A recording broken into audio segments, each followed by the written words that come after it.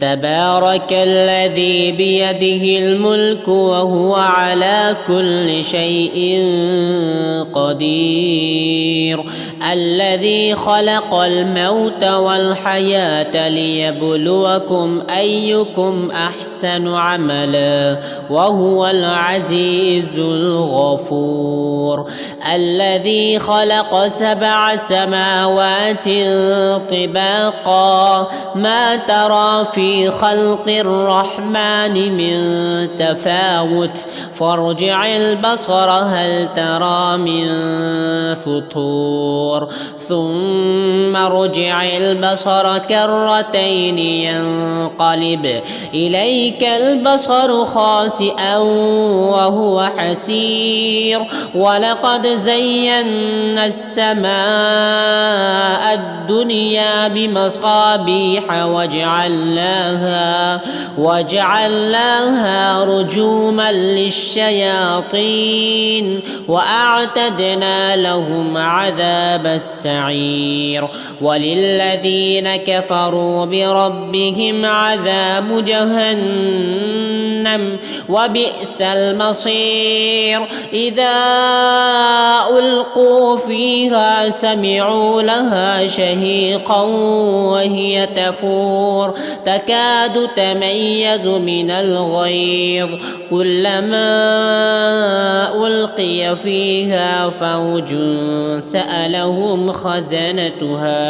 خزنتها ألم يأتكم نذير قالوا بلى قد جاءنا نذير فكذبنا وقلنا ما نزل الله من شيء إن أنتم إلا في ضلال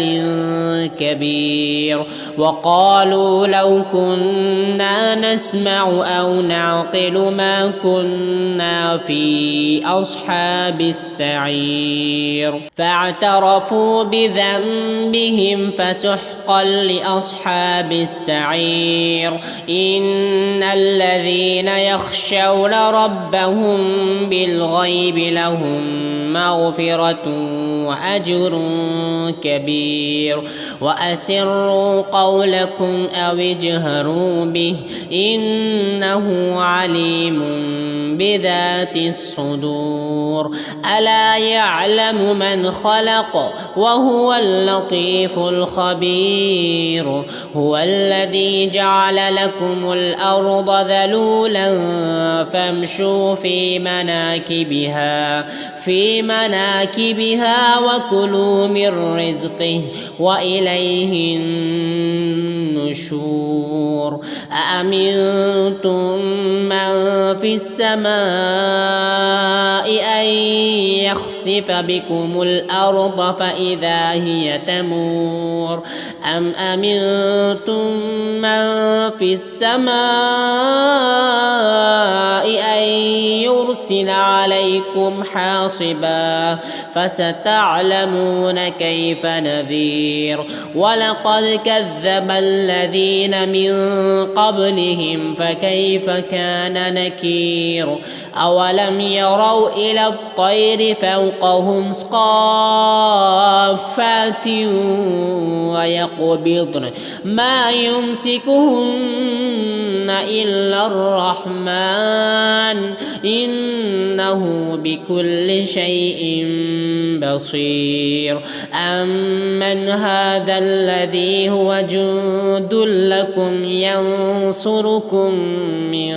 دون الرحمن إن الكافرون إلا في غرور أمن هذا الذي يرزقكم إن أمسك رزقه بل لجوا في عتو ونفور أفمن يمشي مكبا على وجهه أهدى أمن يمشي سويا على على صراط مستقيم. قل هو الذي أنشأكم وجعل لكم السمع والأبصار والأفئدة قليلا ما تشكرون. قل هو الذي ذرأكم في الأرض وإليه تحشرون. ويقولون متى هذا الوعد إن كنتم صادقين. قل إنما العلم عند الله وإنما أنا نذير مبين. فلما رأوه زلفة سيئت وجوه الذين كفروا وقيل هذا الذي كنتم